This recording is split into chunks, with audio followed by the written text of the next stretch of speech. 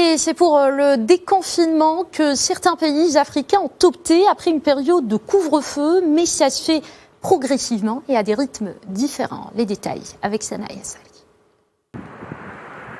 Plusieurs pays africains où les mesures de confinement semblent commencer à endiguer la pandémie avancent avec prudence vers un allègement des restrictions.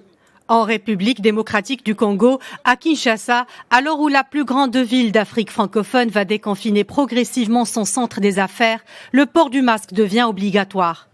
Depuis le 4 avril, l'une des 24 communes de la capitale, la Gambe, est totalement confinée. Dans cette commune, considérée comme épicentre de l'épidémie dans la ville, le déconfinement s'effectuera de manière progressive. À partir du mardi, d'abord par la réouverture des supermarchés, épiceries et établissements bancaires. Mais l'accès à Gambe sera toujours réglementé et les badges d'accès exigés. Autre pays d'Afrique, le Ghana a mis fin lundi à un confinement de 3 semaines dans 2 de ses régions clés.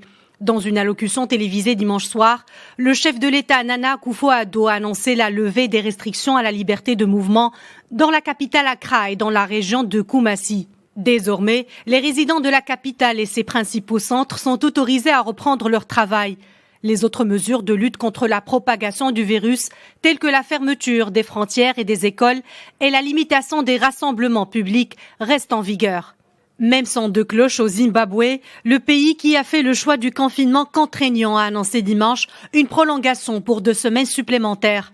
Toutefois, la réouverture du poste frontière de Bay Bridge, le plus grand à la frontière sud-africaine, est à l'ordre du jour afin de permettre l'accès aux quelques 3000 Zimbabwéens résidant dans le pays voisin.